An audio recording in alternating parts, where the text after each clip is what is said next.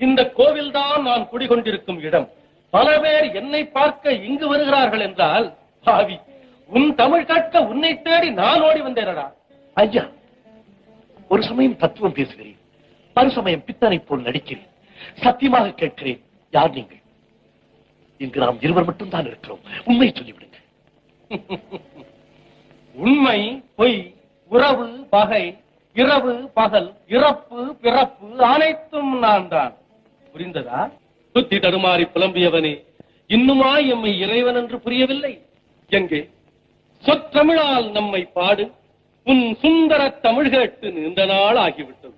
எம்மை பித்தா என்று பரிகசித்தாயே, அதையே முதற் சொல்லாக வைத்து பாடு.